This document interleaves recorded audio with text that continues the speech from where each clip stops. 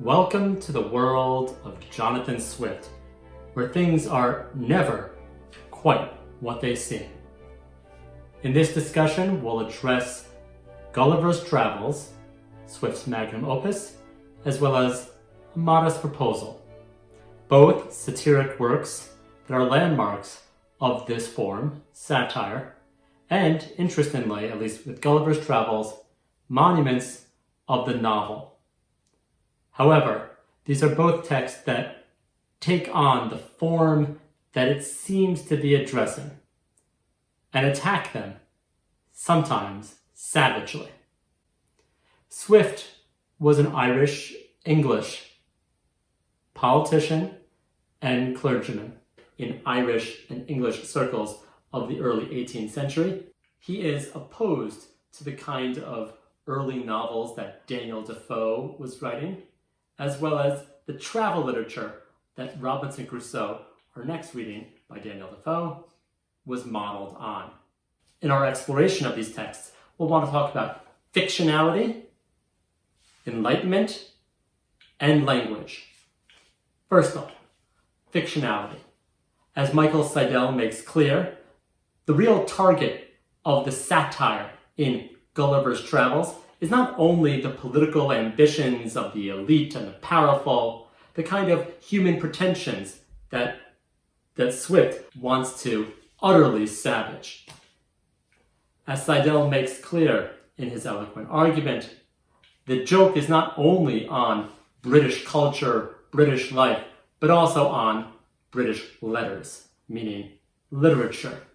The novel itself, just coming into being, the nascent novel of these early decades of the 18th century, is precisely the object of the ridicule in Gulliver's Travels. The kind of voice that is both a representative of the mercantile, growing middle-class life.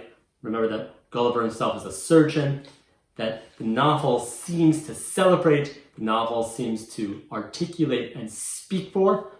That group, which were also the readers of the novel, are being completely taken to task.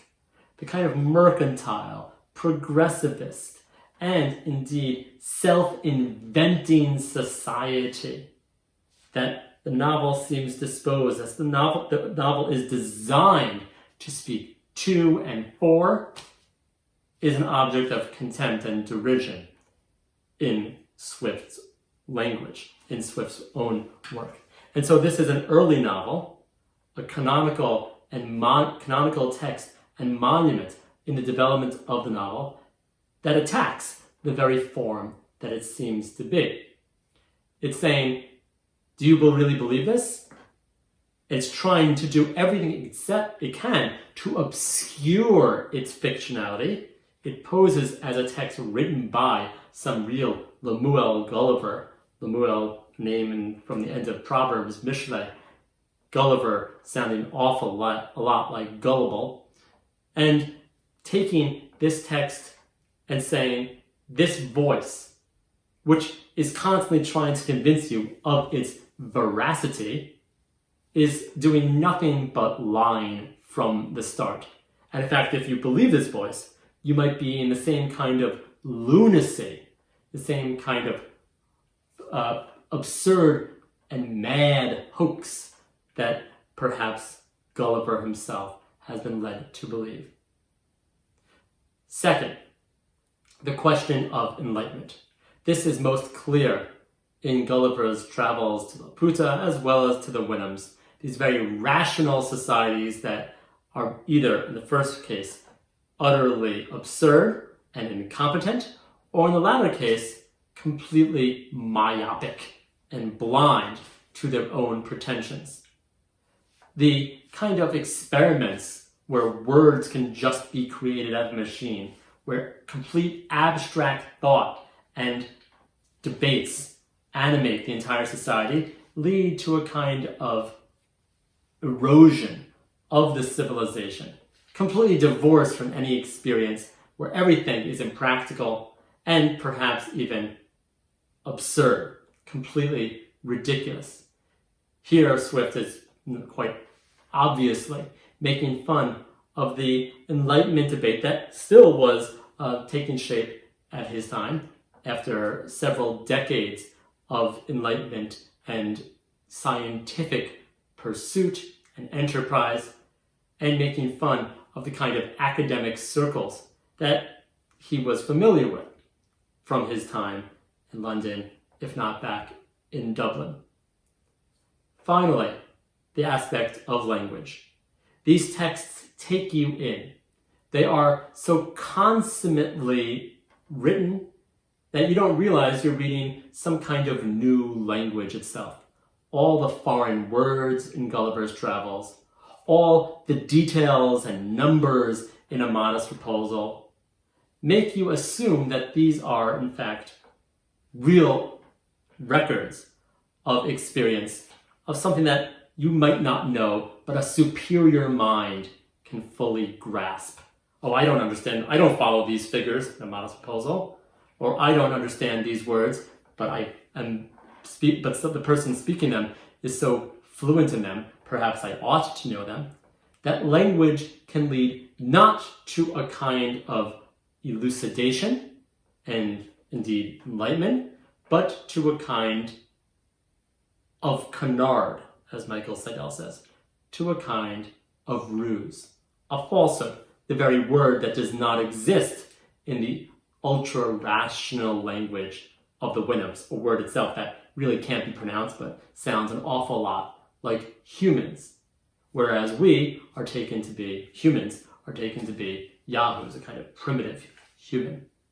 What exactly language can do, the precision with which Swift deconstructs our understanding and demolishes our own defenses, overcomes them, takes us in, perpetrates his hoax, is part of the effect of these texts and indeed their purpose.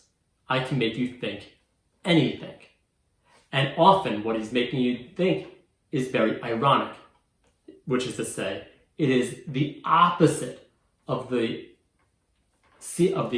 explicit sense of the meaning. The implicit, the underlying sense is often the opposite of what the surface, of what the apparent sense seems to be. So whereas Gulliver embarks as an emissary of mankind, he comes back an utter enemy.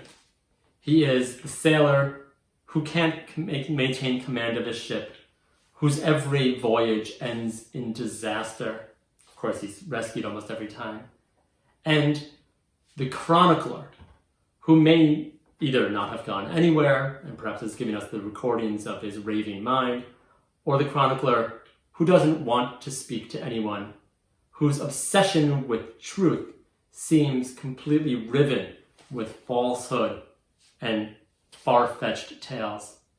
And the novel that wants us to agree with its author of disdain.